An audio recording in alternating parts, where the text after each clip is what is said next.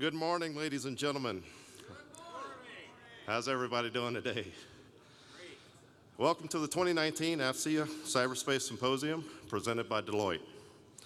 I'm Phil Parker, your MC for today, and we have a great program for you this week. Our overall theme this year is machine learning and AI, applications in government and industry. Today's presenters will focus on the foundational technologies of machine learning, artificial intelligence, and how these technologies complement and bolster Internet of Things, big data, and cybersecurity. To get us underway, please stand and join me for the Pledge of Allegiance. I pledge allegiance to the flag of the United States of America, and to the republic for which it stands, one nation, under God, indivisible, with liberty and justice for all.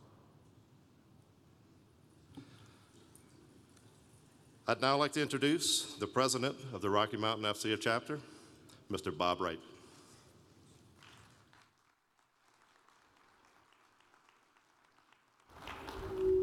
Thanks, Phil. Can you all hear me? I can't see you. Good morning and welcome to Colorado Springs. We have a great program, as Phil just mentioned. Last year on this stage, I introduced Mike Varner, United States Air Force Colonel, retired, and we gave him an award for over 40 years of dedicated service to this chapter and to AFCEA in general. He's not with us today. He's gotten a severe injury, so please wish him a speedy recovery. We miss Mike and hope to see him very soon. So what's changed since we met last year? Quite a bit has changed. Last night I was at the Wounded Airmen benefit. I hope you were all there and I hope you enjoyed it. And I was talking to an old boss of mine, Lieutenant General Bill Donahue. Is General Donahue here? Here he is. So we were reminiscing about the good old days. And the good old days were when we had one commander out here who was the commander of NORAD, Air Force Space Command, and U.S. Space Command. Think things have changed a lot? Think that's going to happen again? Also, we talked about the fact that he and General Radke here in the front row were two of the triple-hatted A6s working for Air Force Space Command, NORAD, and U.S. Spacecom. So welcome to Space Country. Many of you who are new here don't realize that Colorado as a state has the second largest space economy in the United States. And that economy is intertwined with cybersecurity and cyber education and training. And so we at AFCEA like to think that we're at the forefront of that, working in conjunction with the National Cybersecurity Center here in Colorado Springs and other entities to bring cyber education to our children and our college kids. A year ago, we had Major General Kim Kreider on the stage as the first Air Force Chief Data Officer. And she talked about the plan that she had endorsed by the Secretary of the Air Force and endorsed by the Chief of Staff to lay the founding groundbreaking work for an enterprise data strategy approach by the United States Air Force. In that year since she's been gone and left that job, the Air Force has hired a new Chief Data Officer. I hope many of you have met her, Eileen Vadrine. I had a chance to speak with her yesterday. And she is now executing that strategy. She's the Air Force Chief Data Officer. General Raymond here at Air Force Space Command has signed a commander's intent on enterprise data strategy, and he's hired a Chief Data Officer by the name of Dr. Mark Brady. So those are some very positive steps forward. You're going to hear today from the Deputy CIO, Bill Marion, who has supported this chapter for many years, and he'll talk about some of the changes over the past year as well. So, back to the future. That means a lot for this town and a lot for the United States Air Force. As the deliberations continue on whether or not we have a Space Force, the glue that's going to hold all this together will not change. Information dominance will not change. Cybersecurity will not change. What we do in Colorado Springs to defend Air Force Space Command assets will not change. And this conference will be back again next year. You'll see the numbers later. We've grown year after year. and your sponsorships have helped support us year after year. And for that, I can't thank you enough. And I will represent over 800 volunteer members of this chapter and recognize the 30 sponsors of this symposium this year. Thank you very much for what you do.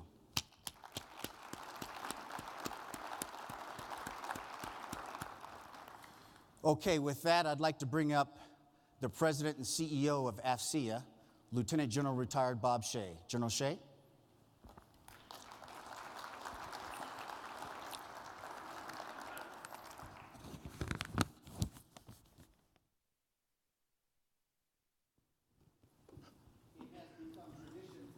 To present a check from this chapter to AFCEA. And last year, those of you who were here will remember that we presented this check to Tina Jordan, AFCEA Vice President for Membership. This year, we present a check for $10,000 to General Shea on behalf of this chapter. So we're proud to give this to you for education. We believe in education, and thank you for accepting this, which I know is a good deal for all of us. Thank you, Frank. Sure. Or Bob. I keep doing that. Do it. Thank you, Bob. Okay, great. Thank you. You got to smack me in. Okay, well, welcome, everyone. You know, there was a buzz building in Washington last week. I wasn't quite sure what it was. And then over the weekend, I started getting emails and texts and phone calls from my grandsons and my sons and my daughter saying, "Dad, are you going to watch the game?" I said, "What game are you talking about?"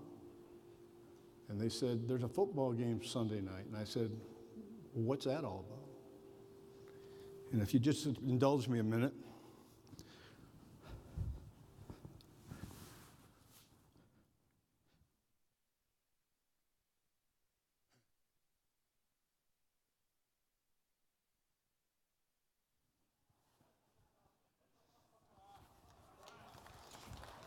We are the champions of the world.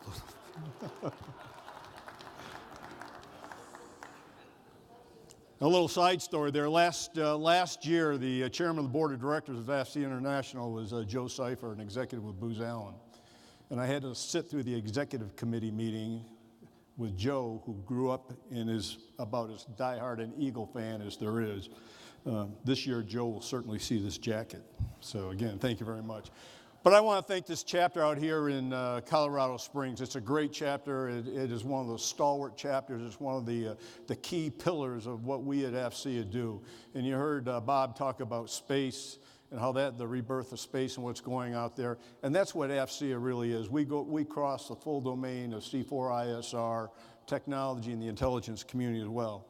But this has been a great event for years, for decades, quite frankly. And without the support of a lot of great people out here, this event couldn't possibly take place. So I'd just like to recognize a few of them right now. As Bob said, Mike Varner is not able to be with us. He thinks he's Bobby Orr, I think, but he found out differently. Unfortunately, Bob is laid up. And then my friend Harry Radke here.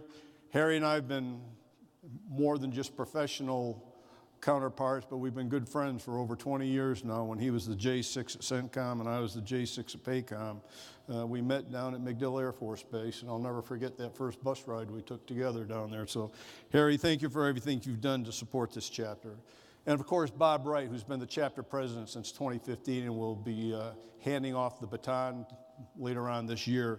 Bob he's done a great year. This has been a model chapter for AFCEA since 1998. 20 awards, and it competes for the Ingalls Award annually at the highest level, and is in fact, which is a chapter award for AFCEA, and in fact has won that award several times. I'd also like to thank Vanessa Johnson. Where's Vanessa? Is she out here?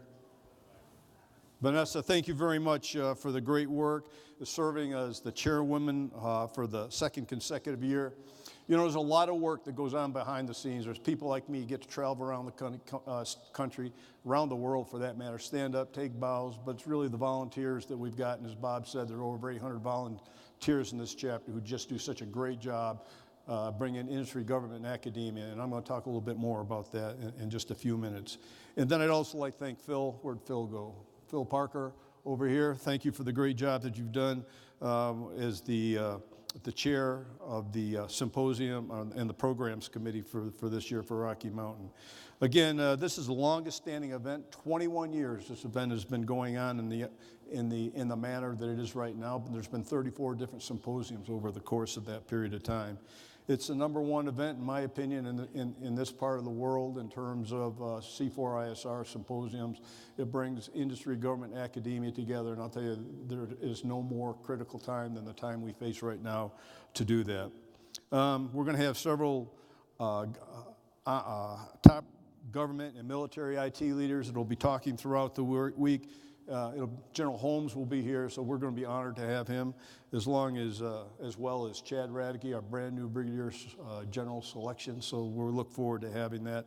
And I know we got a proud dad sitting out there in the front row.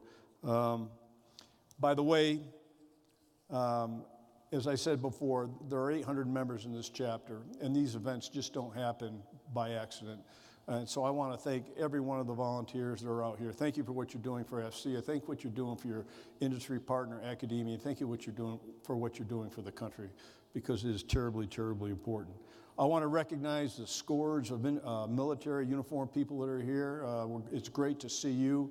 You know, this is really all about you. It's how do we provide the capabilities for this country to support you and your warfighting roles, whether you're fighting it from Schriever or whether you're fighting it from out in Korea or some other place around the world. So, and then we've got the cadets from the Air Force Academy that we'll be seeing out here. I want to thank them. What a great institution that we've got. There's so much great, including the weather out here in Colorado Springs. It's just a great place to be. And one note, for those of you who are not AFCEA members, there's an AFCEA booth out there, and I'm going to talk a little bit about AFCEA. Kathy Manette is out there, and if you sign up this week, we're going to give you a 10% discount on your membership. And if you sign up this week as well, we'll be making for those, we're going to be matching a membership for E1s through E6. So please go out and see Kathy Manette out there in the membership booth. This is your association. It's not my association. I just happen to have the gavel for a period of time, and I'll pass that on in due course. But really, this is about establishing and defending the core values of this country and all the things that we stand for as a nation. I'd like to just spend just a couple minutes talking about AFCEA. Whether you realize it or not, we are a global organization. We've got over 31,000 members in over 20 countries around the world, and we're building our presence. As a matter of fact, next week we're going to have a meeting in Hawaii to talk, or excuse me, in San Diego to talk how we further develop in the Indo-Pacific area out there. We've got committees, which you may not realize, but we've got functional committees. We have an intelligence committee, we have a cyber committee, we have a homeland security committee, a technology committee, and a small business committee. They are all chaired by nationally known and renowned leaders, such as the former director of the Defense Intelligence Agency, the the G2 of the Army. People of that, John Gilligan, some of you may recognize. John was a former CIO in the Air Force, CIO at the Department of Energy. They are world-renowned people, and they are continually pushing out and developing thought leadership that you may or may not be aware of. But there is a lot of thought leadership that goes on in those committees. As a matter of fact, we've been asked to go to the White House and talk to them over there about some of the cyber challenges that they've had to take, particularly as the administration turned over. We have a young AFCEAN group. If you're under 40 years old and you're looking for an opportunity to get some leadership experience, get some program management experience, to develop connections with the outside world, to do some networking, we would welcome you with open arms, as well as women. I'll tell you, one of the big pushes that we have is a push for young people, women, and we want to be as diverse an organization as we can possibly make this. That means people of color, various religions, women. I don't care where. We want to make sure that minorities are well represented inside of AFCEA. Because if you all think the same way, you're not going to solve the problems that we're facing in the world we're dealing in right now as we go forward. So please give thoughts about joining us. We would welcome you with open arms. Having said that, now I just want to why is AFCEA important? I'll tell you right now, we're probably in the most challenging time of my lifetime. You can go back into the Cold War, and it was kind of it was the U.S. and Russia, right, and then working with our surrogates. But I think we all know that China has stepped into the breach. We've got nuclear power in North Korea. Iran is evolving.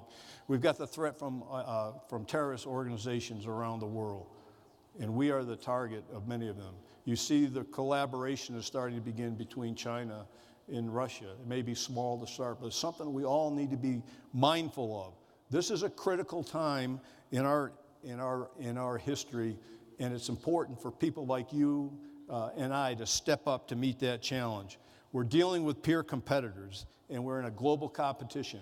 Whether you're in industry, you can certainly see the tide changing there, where companies were worried about what went on in the United States. We're all now tied to a global supply chain. We're tied to global markets.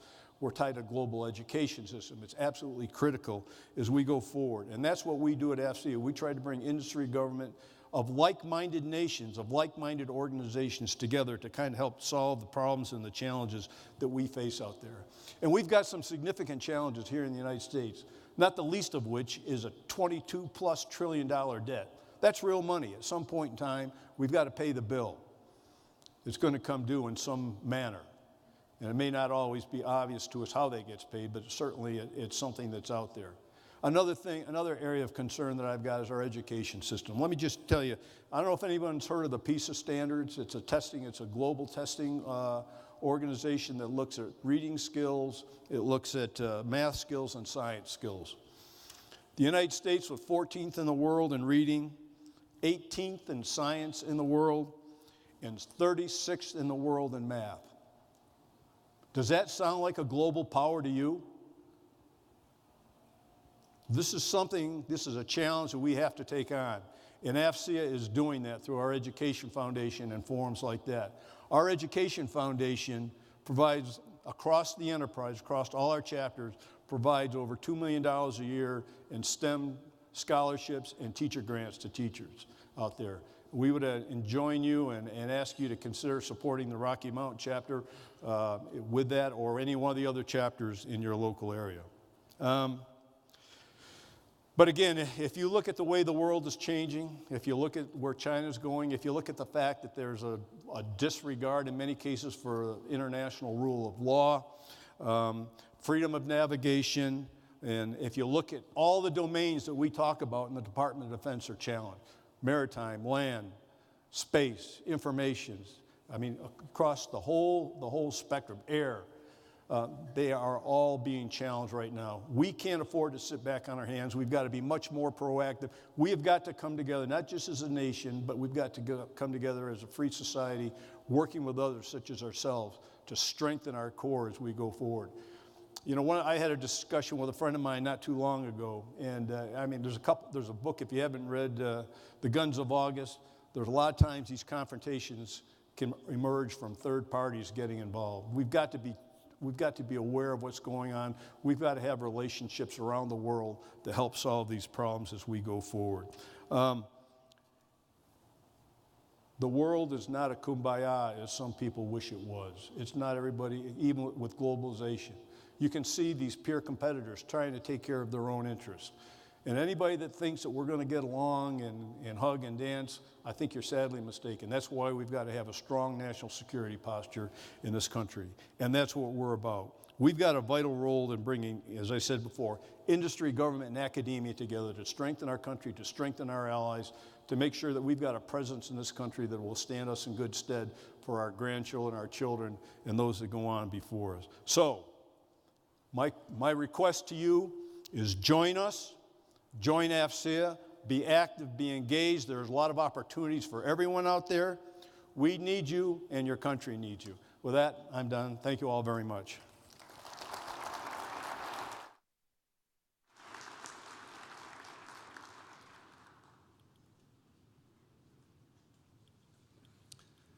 Thank you, Lieutenant General Shea.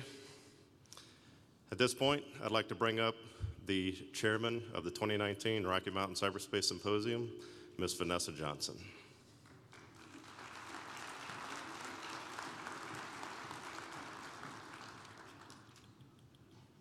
Well, hi, everybody. Welcome back. It's good to see everybody. Well, sort of see everybody. It's kind of bright. So thanks to General Shea for his remarks and Bob for his opening remarks. I want to thank Fortinet this morning for sponsoring the breakfast that hopefully everybody was able to partake in. A lot of you attended the Wounded Airmen benefit last night, so that seemed to be pretty successful. I didn't get the final numbers on how much they made, but it looked to be a good event, and there was some whooping and hollering on the casino floor there, so that was awesome. Once again, we have a full event for you this week. We've got about 33 presenters, 8 speakers, 5 panels. We had over full training classes yesterday. The training was provided by Forescout, VMware, Elastic, GDIT, SolarWinds, Nutanix, Google Cloud, Cisco, AFIT, and Palo Alto Networks. And when I say over full, it was almost standing room only in some of the classes, so that's fantastic again, and that's always a plus for us to be able to give back to folks and let them get some CEUs for the training this week. 16th year here at the Broadmoor doing this. So, we couldn't have a better venue for this activity this week. So we'll thank the Broadmoor staff later this week for everything that they do, but please enjoy the facilities while you're here. You really can't beat being at the Broadmoor.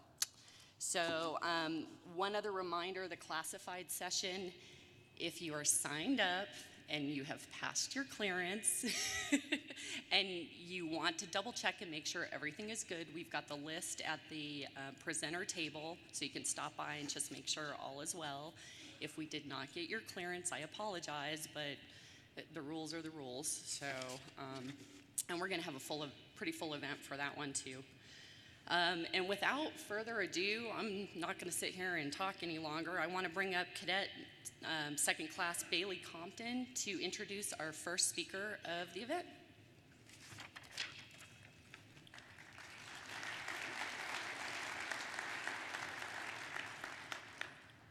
Bill Marion is the Deputy Chief Information Dominance and Deputy Chief Information Officer, Washington, D.C. This marks the most recent assignment for a man that has dedicated his career to public service since 1993. He has served in positions ranging from systems administration to operations support for the Air Force Information Warfare Center. He has worked with many headquarters, major commands, and intelligence agencies throughout his career, and now leads 3 directorates supporting over 54,000 cyber operations and support personnel. It is my pleasure to introduce Mr. Bill Marion.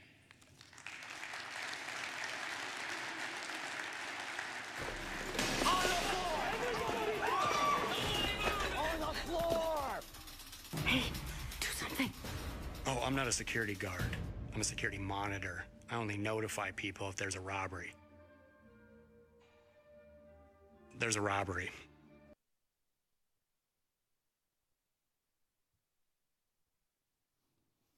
All right. Have a good one. Good morning.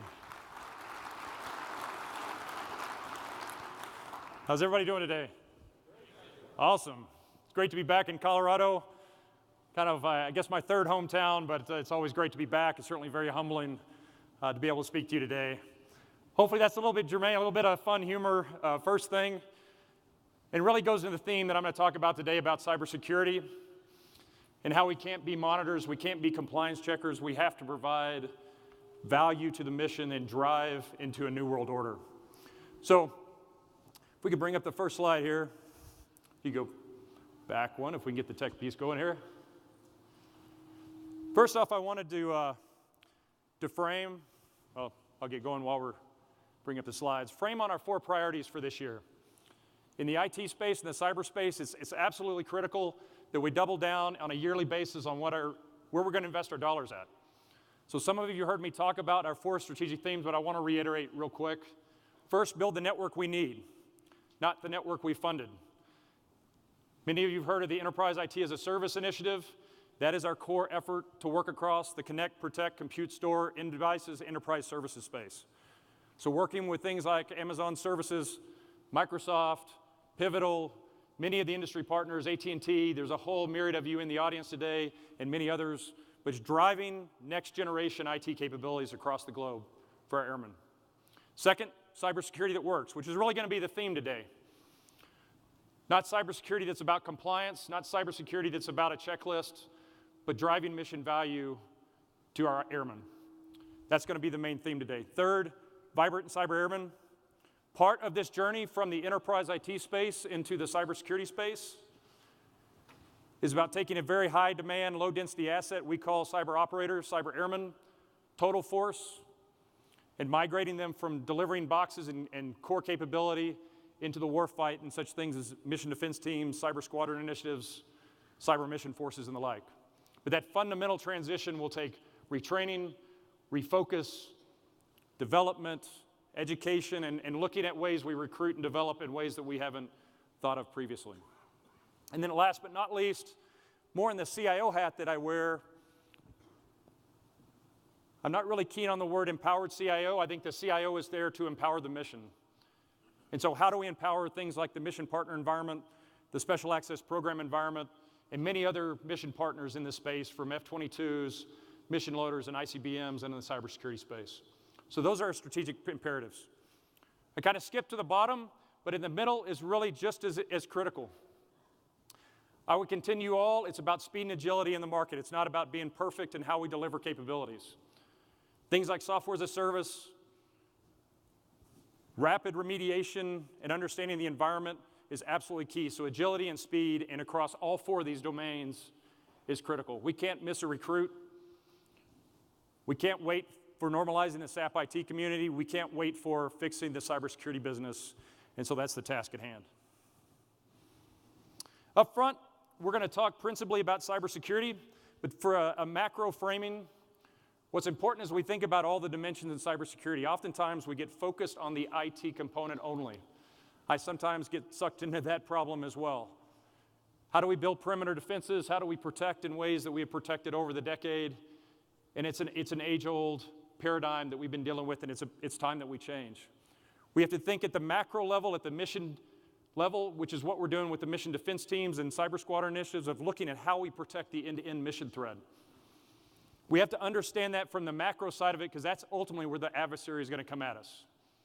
But we also have to get all the way down in the bottom part of the stack, if you will, to think about supply chain, who are our trusted vendors, how do we ensure that that piece of code is both agile and secure at the same time. So we have to work across the IT, OT, contractual space. We have to work across the mission space. So that's all we're trying to convey here, is it is a multi-domain world that we live in, and we have to address security in the same way.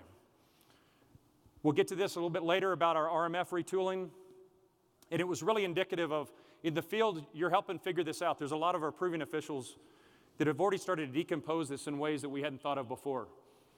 Embedded systems don't work in a normal NIST 900 control format. We have to think differently about what we secure, because there's cost and schedule implications of how we deliver that. So as we go through this model today, I want to reframe the argument. That's my challenge to you today, is to reframe fundamentally how we work through this problem. I want to give you a little bit of insight in the policies and processes that we're also changing, because even if we rethink and reimagine, we have to deliver in new ways that we haven't delivered before, and also from a CIO and things like the Clean Cohen Act, statutory that we have to meet, we have to think differently also about how we enact upon those policies. We're going to go through some of the reframing. One of the common questions I get is in this enterprise IT space where industry is the force provider, if you will. How does defensive cyber operations change? And so we'll talk about that a little bit. I absolutely believe it's a force enabler, not a hinder, but we have to reimagine how we see to enterprise IT and DCO. And then last but not least, we'll frame it around the contractual things that we're doing, supply chain and the like, and critical infrastructure that is of principal interest to the acting Secretary of Defense right now. So as part of the reframing, right, you see on the left kind of the old world order, perimeter defense, NIST-based control, compliance-based checklist. And so when you look at the first one, perimeter defense, I would argue we're already in a zero trust mentality to some degree if you look at mobile computing, if you look at cloud computing. There is no boundary like we had a boundary before. We think of things like cloud access points, Air Force gateways, joint regional security stacks. And even if you look at industry, this whole mindset of still maintaining a somewhat secure perimeter because you want to keep most of the trash out, if you will, as much as you can. But just know that whether it's an insider or there's ways to get into the juicy middle, you have to reimagine how we focus on the right side of the equation, application and data-centric environments. So if you followed some of the work the Air Force has done over the last couple of years of containerized applications inside of a mobile device over an unsecured network, I would argue that is exactly the kind of model we've got to propagate across our mission systems, our business systems, and just our regular enterprise IT core. Transforming that technology base is part and parcel of that. We will continue with key initiatives that protect our perimeter, but we also have to start working through, which is exactly what we'll do, and I'll cover this a little more depth on the EIT one, which is how we deliver in this new model that we're going to. Next, on the left, talk about critical infrastructure. So there's a task force right now at the air staff level looking at everything from DFARS clauses, contractual clauses, to trusted providers. I think everyone should be tracking in this audience the Kaspersky case, and there is follow-ons to those to make sure that we understand from an intelligence perspective, a threat perspective, who are our trusted providers and who we should and shouldn't be doing business with. So I absolutely support all the administration work right now to get that chaff out of our infrastructure and continue to harden against a known defense industrial base that we can trust. But it does require, again, a lot of things on the right side of the equation to implement those clauses. Some of that for you in the audience is going to there was actually an article, I think it was published last night from Fed News Radio, that really pushed on the defense industrial base and complying with these clauses. And we know there's a cost. We absolutely understand there's a cost, but that's the world we live in. You are part of the proverbial F-35 that we've got to protect. One of the sessions I had, just a little bit of a story, got to attend the Cybersecurity Kennedy School at Harvard the other day. They said, if you're going to try to get free food out of the vending machine, this is a great drill if you want to do this back in your home shop, how would you get free food out of the vending machine? You got the proverbial, I'm going to try to put in the admin code, jack it, try to pick the lock, shove your arm underneath, right? That's the world we live in. You can't understand all the ways somebody's going to try to get in a vending machine, because the number one, I'll call it innovative thought, was the person that said, here's what I would do. I would go down to the front office in the Pentagon and tell them that the vending machine stole my money. I'll get my dollar. I'll go get my free food.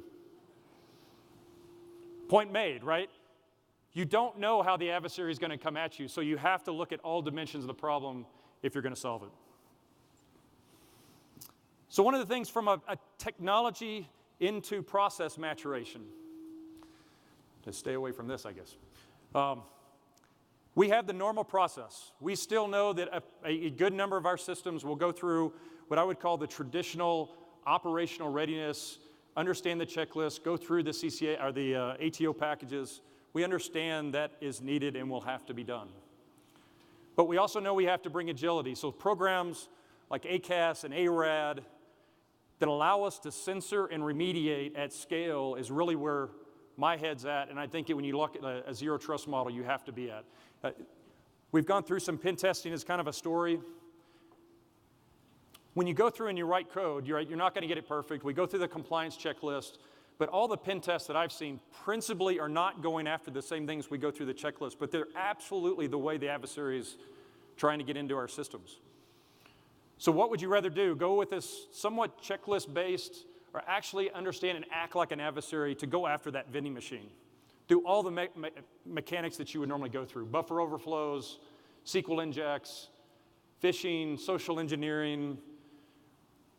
And so the fast track piece kind of turns this on its head, and I'll go a little bit more depth on the next slide about getting to the basic hygiene of those 900 controls. Not all 900, but a risk-informed 900. It might be 50, it might be 40, it might be 90. I don't have the exact answer, but from an operational risk perspective, what does that look like? Move to the second step, which is to sense and remediate. In this market, we know everybody, it's not a matter of if, it's a matter of when, and the key metric that we should all hold ourselves accountable is how quickly can we understand something's going on, stop it, and remediate it. And then last but not least is that continuous checklist or continuous monitoring piece of using pen tests and bug bounties. I'll cover this a little bit next. But that policy, I'm tired of saying it's tomorrow, but I truly think it is. We're right at the end of the glass doors coordination to get that out. And that's going to give some, I'll call it the right latitude for making the right risk-based decisions on our systems. The last but not least, if you've heard of Kessel Run, we've talked a lot about DevSecOps, but what we haven't really talked about a lot is how do we certify the software factory? So you probably heard me talk about the USDA meat inspection process where every piece of meat could kill you, but we don't inspect every piece of meat. We'd all become vegetarians if that was the case. USDA just doesn't work that fast, nor do we in this space. And so we've got to look at how do we certify the factories, PEO Digital, Kessel Run, and so we're doing that. We went through this process with Kessel Run, somewhat similar to what we do on the Fast Track ATO. Bake in code, two-factor reviews, continuous assessment, code fuzzing, software scanning. When you come out the other side, you come out with great code. And then we've actually gone back and pen tested and basically crowdsourced those applications and found them much more secure. And we also found that the compliance controls were only nominally effective. The pen test of actually understanding and remediating was really what drove security back in where it was missing in that software factory concept.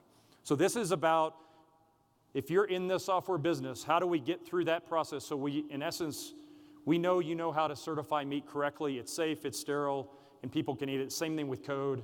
It's safe, it's sterile, and we can ingest it and put it in our weapon systems. So this is a little bit different than Fast Track, which is more traditional software. This is more in the software delivery approach. Next piece of this, right, just to go down a little bit deeper. Again, the first step is that cyber hygiene, understanding whether that's threat-informed, intelligence-informed. So the market in this space has gotten really strong. So how do we inform from a business and a weapon system what the right controls are to really double down on? In many cases, the application is going to be first in this or cloud ready. They've gone into a hardened image. They're a known good state. There's monitoring, continuous monitoring built into our common compute environment that I'll talk in a minute. And so leveraging those inherited controls and the reciprocity, focused on the application in a reduced subset. And then the carrot, if you will, is really putting the censoring. So putting the ACAS and the ARAD type elements on that application so that we can censor, inventory, and remediate. There's secondary implications if you see the audit readiness pieces that we're going through in the DoD. Those systems are also critical to understanding what that inventory looks like from an audit perspective. So you kind of kill a couple big birds with one stone. So that's the middle piece. And the last one, everybody's heard of the bug bounty programs, the Hack the Air Force, 1, 2, 3. We've gone through A1, FM, A4. We're going to hit another couple here in the next couple weeks and months. Hugely successful. And remediating literally vulnerabilities in the 1, 2, and 3 day mark, which is the speed we've got to be at. We have funded quite a few of these in FY19. I foresee this as going on through time because this is the way we're going to truly harden against the advanced adversaries that are coming after us every day. So that's kind of the last piece of this. So you probably saw HackerOne and BugCrowd as two vendors in this market, but there's plenty others. We're agnostic. We're going after the best of breed and ones that have vetted the right, I'll call it researchers, to make sure they're also coming from the right place. So one of the questions I get all the time is we're reimagining the IT delivery approach. So how are we reimagining defensive cyber operations and security and cybersecurity? And so this is our attempt to do so, and hopefully I can kind of walk you through the layers. But with all that said, we've got a lot of work to do with our industry partners as we work through the enterprise IT risk reduction.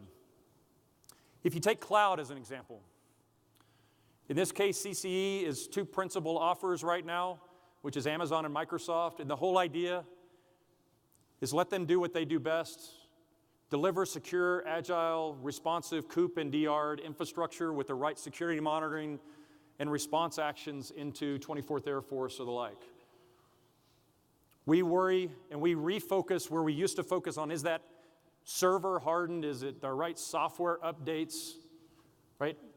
Kind of lead that to that repeatable hardware image config manage piece, and we can elevate up to how's the application operating? Is the data pristine? Is it sterile? Is it working the way it should be? Again, we don't have increased resources, so I would argue that doubles, if not triples, our ability to defend the entire spectrum of domain versus the perimeter and the servers themselves.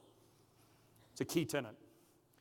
Second of this, you look at network as a service. When you talk, the big buzzword, if you will, in the DoD space, probably in the industry space as well right now, is how do we start moving towards a zero trust network? We are absolutely focused on that with our industry partners in reimagining the DoDN right now. The Army is all in. General Fogarty is a friend in crime on this to say there is no true boundary anymore. We still, again, have to keep the outer shell to some degree. But mobility, the fact that we run up the TS mobile capabilities over a commercial phone and a Wi-Fi hotspot shows that if we do this correctly, we can harden it and deliver it in ways that extend our airmen at the very edge. It's a capability demand, and it's a security demand that we've got to bring together. So we're going to be doing that within the network as a service piece. You talk PaaS and SaaS and all those kind of things, it's kind of a variant of CCE, but the whole idea again is FedRAMPed, IL4 and 5 capabilities, continuous monitoring built in, hardened image, config managed. But again, the tie point is, and this is really the key next steps of the next 6 months, is working through the operational, how do we flow up and flow down response actions. So as 24th, how do we inform the industry base better when we see threats that they need to be aware of, and vice versa. This can't be two walls or two elements with a wall in between. We've got to break down some of those pieces. And honestly, I think it's a win-win for the nation as well. And so that reimagining will be key. It will be no longer, hey, 24th, you have this from end to end. And you say, hey, I'm trusting my industry partners. We're validating. We have some compliance checking built in there. And the real rub that I think is going to be interesting is at what level do we break thresholds for reporting, right? We don't need to see everything just like inside of 24th. Something in the squadron isn't always reported up. So we got to figure out what the right balance is between elevation of key issues and where it just needs to be handled and triaged and pushed aside. You can imagine with a couple billion events every day, we would just dilute the system and actually not be responsive when we need to be. So again, that's really the major emphasis. One is how do we enable the technology to allow us to focus on where we need to, which is our application and data space, and let industry drive the innovation and compliance and FedRAMP and all those kind of things underneath the hood, if you will, with the right checks and balance in that. The one we don't talk about as much is control systems. This is a huge priority for our A4 partners in crime on this one. This is one that we are in a supporting role to A4. So think of this as your industrial control systems, your SCADA systems, congressional language. There's also lines of effort I'll talk to after this. But I think we all realize Stuxnet and the like, we have to focus in more highly on the OT side of the operational technology side of this. So this is just a little bit of a graphic. I really want to go into the next slide, which is some lines of effort. So if you look at the first piece of it, haven't really talked about mission defense teams, but hugely successful. And I would say the reason it's hugely successful is the number one proponent of those are the wing commanders. They understand how they're helping harden an F-16, a supply chain, by basically doing that first step was understanding that mission analysis. Because if you don't understand that from a mission perspective, you're kind of dead on arrival. You don't know where your critical path elements are. The risk management piece of this, right? Again, whether it's traditional vulnerability assessments, pen tests, and the like, but again, how do you take that mission thread and drive it through, whether that's remediation, CCRIs, utilizing tools like ARAD to scan and remediate. Those are the elements that you have to work on that side of it. Common systems defense, so a lot of those efforts are partnerships with industry. If you saw with California, first ever laws around OT security that we need to, honestly, I think we need to do from a national scale. They were intrinsically built in without security to begin with. So we've got some near-term processes, if you will, to mitigate the risk, but the real long-term is honestly with the industrial base to start baking that in more wholly. So working the end-to-end from a network, how do we control data and secure data on OT systems inside of the base is the first step, and then continuing to work the national issues with the industrial base. Workforce, we've talked about a little bit, but I would argue this is kind of a blind spot for a lot of folks. And when I go out and speak at directors' calls and the like, ITAS, what are we going to do with the HVAC technician? What are we going to do with the cable puller, the ICS guy, the crossover switch, the ups? In this domain, this is probably the biggest area that we need to focus on retooling and retraining our airmen, because I absolutely believe none of those people will go away in the future. Just because we've moved to ITAS, I think this is a retooling and refocus of those individuals. Who better to secure that HVAC system than the person that knows how sensoring works, how the SCADA system works to it, how that ecosystem works, and to make sure it's working within parameters. So yes, it's a retraining thing, but yes, it's something I think we're up to the task and we've got to focus on more. Resilient acquisitions, this will go into the supply chain as well, but huge amount of language. Again, there was an article released, I think it was last night. This has been ongoing for a couple years though, but I will tell you all the way up to the Acting Secretary of Defense, he means business that we've got to get control or act upon, actually more so, the acquisition language that's out there with our defense industrial base. So setting in place the compliance checks, the reviews. Again, we know there will be additive costs to the ecosystem, but in this domain, we've got to make sure our mission partners on the industry side are following good cyber hygiene, they're following the checks and balances, doing pen tests, doing reviews to make sure that our most precious secrets, our supply parts, are not tampered with or extracted to foreign adversaries.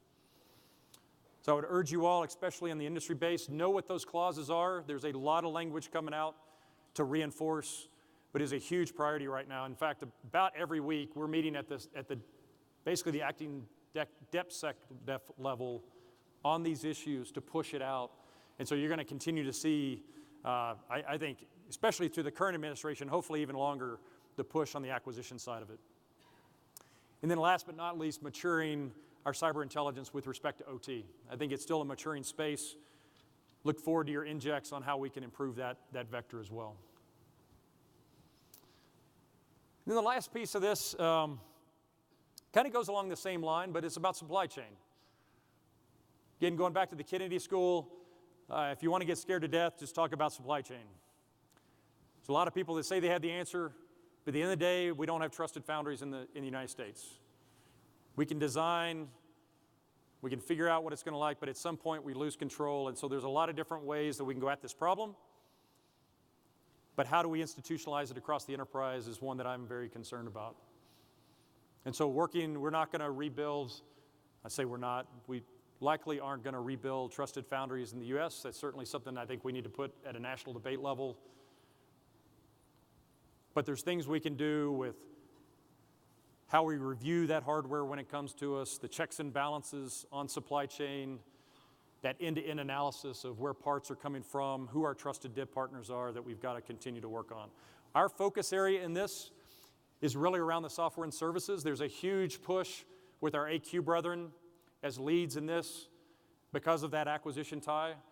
So if you aren't having those conversations with your AQ partners or PEOs, I would urge you to do so because it's absolutely the new world order. You're going to see a lot of push in this area over the coming year. So this is my PowerPoint Ranger slide from one of my staff. But if you want to put the end-to-end together, I think this is a good depiction of all the moving parts. It's a little bit chaotic on purpose because there's a lot of orchestration that's got to go on. Outer ring, nation state, global power, criminal activity. I was in the Marriott, right? 3 days later, it was interesting because my government travel card got hacked. But yet they didn't have my government travel card information from, not saying it was Marriott, but it's an interesting coincidence, right? Our identity and how we manage that across all the different adversaries that are coming after us, whether it's financial or nation state, is real. So hopefully, I'm not going to go through this slide because we could talk to it for the next hour, but here's all the dimensions kind of in one. Would also urge you, I don't have it in the slide deck, there's an unclassified cyber landscape slide that the DoD CIO is briefing right now that is absolutely imperative for y'all to understand and see. It gives all the dimensions of really where the key priorities are, and many of those I've talked to here today. So I've got a few minutes left. No chuckles? So this will not fix our problem, just to be clear. Being a monitor in this space will not help us, just to be clear. We've got to be active agents, driving everything from the OT, IT, mission side of it to the acquisition and supply chain and deforest clauses. We've got to hit it from all dimensions. So you could argue that's every wire in this area right here. So breaking glass, we're going to do a little bit of that because we got to change, but also that's not just going to solve the problem. So we got to think differently. So interesting, I'm going to end with, if we have some time for some open questions, but this is the airman's time. So I did a kind of a dangerous thing. I went to Facebook on a 17D page the other day, said, hey, what's on your mind? And it blew up like you wouldn't believe, but in a good way. And so this is the top level. There's a lot more comments and replies in this, but this was the top kind of summary of the key issues out there. First one we've addressed, which is enterprise IT versus DCO. I didn't do it justice, but we are very laser focused on how that ecosystem is going to change. There's a level of trust between industry and our defensive cyber operators, but we're going to connect that tissue together, and we're going to resequence and refactor, if you will, how we connect and report and action. I've told the team it's very much like the cloud journey when we first got into it. I was A1 CIO at the time with Oracle. Our key initiative in that was to build a playbook was when something happens, because something will happen, how do we respond? There was ownership on Oracle's side, there was ownership on the Air Force's side to bring together a playbook that made sense. That's not the end of it. You got to continue to modernize that as the tech changes and the reporting changes and the risk changes. But we've got to do that across the entire enterprise IT space as we move the network components to industry. We've already moved a lot of mobile components, applications. We had a real-world scenario where one of our cloud providers actually notified us before we were even aware of an application that was not operating correctly. That's the kind of behavior that I believe is in our direction that we've got to continue to scale out. Second issue on here, it's no surprise for our airmen, is force development. One is we have a workforce out of those 50,000 airmen heavily focused on enterprise IT, a good preponderance of that, and we're going to start to flip that. Focus on expeditionary comm, focus on cyber mission forces, focus on mission defense teams, and less so on EIT as we start delivering that through our mission partners. So how does that work? We've got a lot of work to go on that one. We've got a team focused on what that transition plan looks like, both from a civilian perspective, but also in the mission defense team and CSI ConOps and pads that we're working. So more to come, but many of your teams are, especially on the military and civ side, are knee-deep into that. See here, it kind of shows up a little strange here. Oh, security versus efficiency.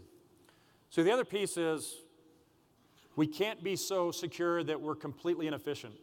So one of the core themes is in this zero trust environment, in this reimagining IT, we have also made our airmen very frustrated and unable to use much of the tech stack because it's just not rapid and agile enough. And so we got to find rebalance, if you will. So again, ITAS from a risk reduction perspective it's a key deliverable. How do we give connectivity to the edge? An airman at the end of the flight line fix an F-35 with mobile connectivity through a cloud service back to his application store and his data so we can do the analytics to pipe him the right information. Got a lot of those initiatives going with our cloud work and chess work, mobile work, but we've still got a lot of tissue to go there, but I absolutely believe we're on the right path. We've also retooled for the industry basis, probably won't make sense, but we have a thing called the common output levels, which is how we assess bases. And for years, we tracked that on very minute data like what was email latency at your base, which meant nothing to the average airman.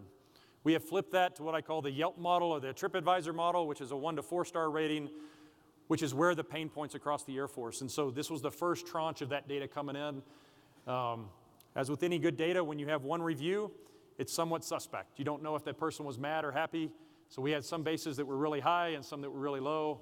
And so over time, we'll normalize that data out to hopefully shape that exact discussion. Are we given the capabilities we need, but with the right security baked into it?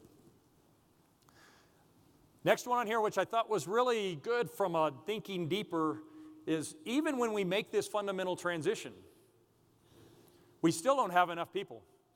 So not the AI as the buzzword, but the AI as a, how do we continue to formalize the analytics and the machine learning in the cyber defense space? So again, leveraging what industry does, we're already doing that to some degree in the cloud area. We got to continue to ramp that up. But the cyber analytics that come with things like JRSS and NAS, we've got to leverage like we've never leveraged before. Because again, we're not going to be able to grow.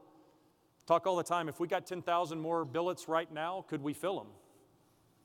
Industry partners have the same challenge. And so we've got to truly look at the data and how we analyze the data and not just provide one more tool that pumps more data out, but we can't analyze it. We've really got to double down on that AI front. I apologize, this is pretty unreadable, but there's a couple sides on here too on the scorecard. So I didn't really talk about that here today because a little bit of the mechanics inside the house.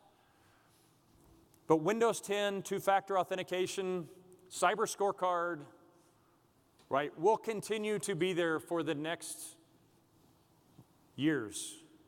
So we went through it through the enterprise IT perspective on the desktop, Win 10 migrations, two-factor. I told the team just a little while ago, the secretary literally wrote a handwritten note of, I am personally tracking this. That's how serious she knows this two-factor piece, and hopefully everyone in this room is very aware. We've got to solve that problem to 100%, not to 93%. We're making good progress. All of you have been key to that. If you don't know how to migrate, talk to the PKI SPO. So far, I think from a batting perspective, they're major leaguers. They're batting right at 1,000. They're helping you transition even the oldest and legacy systems. So please contact the PKI SPO. And the other elements like Win 10 migration, there's a near-term tactical element of Windows 10, which is just do it. The one that really hurts my head that we've got to really team with you better is reimagining the contracting process so we make sure that operating system continuously stays updated. Again, core hygiene, we can't deal with remediation on a legacy system that is literally MS-DOS, Windows 95, Windows XP that's end of life and we can't get there. We've got to start baking in those tech refresh elements all the way through the stack for these weapon systems like we haven't before. If we don't, we're going to be in the same boat the next time. Pick your operating system of choice needs to be upgraded. But again, I think hopefully everyone in this audience knows if the core hygiene isn't sound, we're in trouble. Which is also the reason why migration to cloud is also a key security endeavor. I would argue way more than cost is getting to that known hardened baseline that's repeatable, config managed, seen, transparent, common identity management and security services wrapped around it. That's what we're delivering within that program. Last one, from an airman perspective, I didn't expect this to rank high, but it's a very keen one for us, is how do we retool the acquisition model from the dimensions of F-35 and OTAs? How do we find the right middle ground between so agile, Congress isn't supportive. I mean, everyone knows, I think, the concerns Congress has to some degree, but they also understand the validity of that process. But we also can't continue to work in an F-35, F-22 mindset of a 10 to 15-year acquisition. And so we're going to continue as a staff, and we've got some sessions with some of the members here shortly to kind of go into that one. So this was our airmen. So I applaud them all for thinking strategically about what the big Air Force issues are. So I've got a few minutes left. I can take a couple questions if I missed any big rocks out there. I answered them all. Yes? Marion, Department of Homeland Security has their CDM program. Is the Air Force's program? Mr. Marion, Richard Sigismund with Mobile Arm. Department of Homeland Security has their CDM initiative. Is the Air Force's ARAD going to be tied into DIS's initiative, or are they separate? Right now, they're separate. We've had discussions about where the convergence makes sense. I won't say we're there right now, but there is a Tiger team, and in fact, there's been a whole trail in the last 48 hours to continue to ramp up the ARAD program and some other solutions that are out there from a DoD perspective. So Mr. DC, Honorable DC, is very focused on that piece first, but he also sees the strategic implications. There's integration that we do with DHS, but we haven't gotten to the point of contractually and tools-wise how we mechanize that yet. But I think it's a great question, something that's probably on a further roadmap. The key that we're doing right now, especially if you're in the business and the weapons system side of it, is we have coverage for ARAD for principally the entire enterprise IT component. Where we need to continue to extend in this fiscal year is on those weapon system platforms where we can. So we still have some areas that we need to fill some voids in.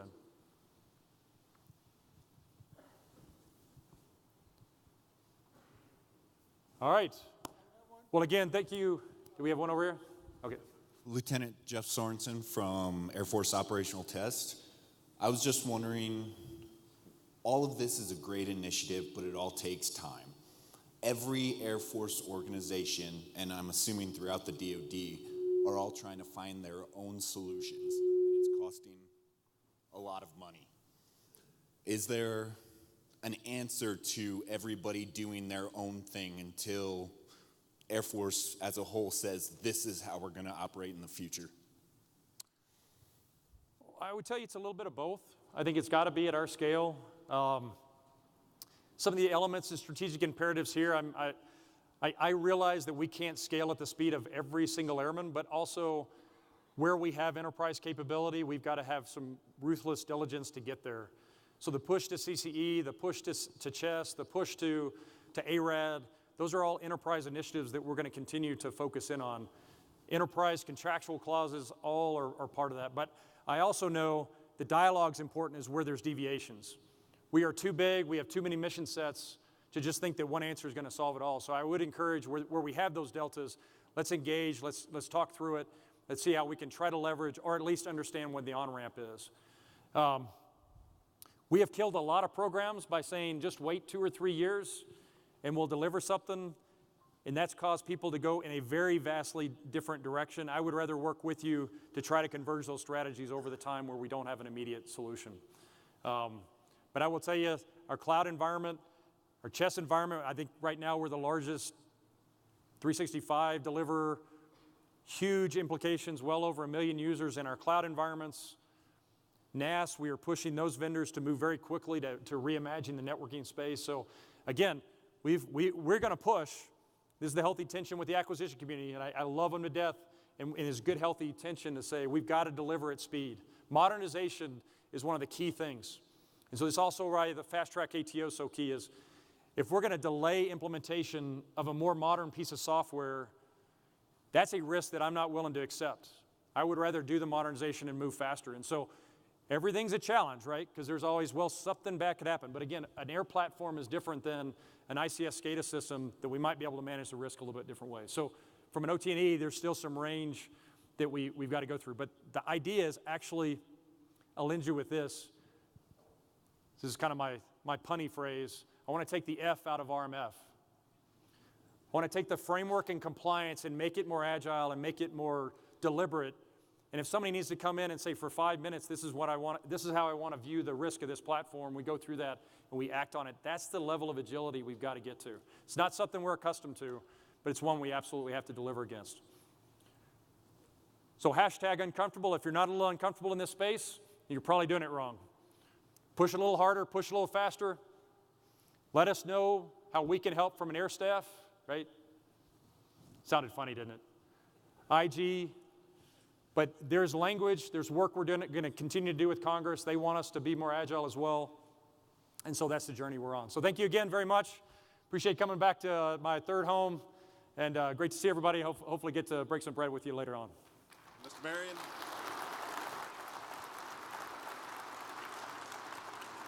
On behalf of the Rocky Mountain chapter of AFCEA, thanks for your words, your expertise, and thanks for taking the time today. All right. Thanks.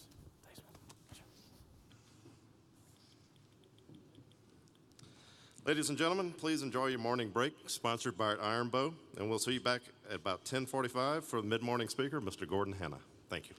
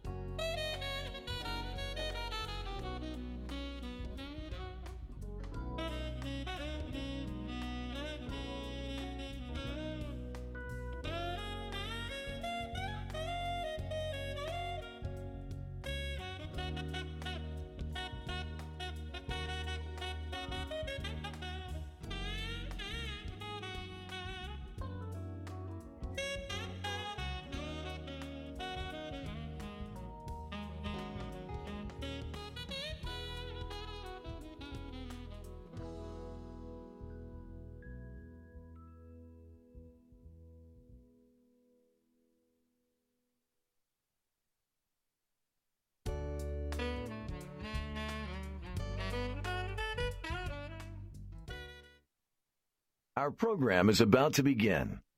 Please take your seats.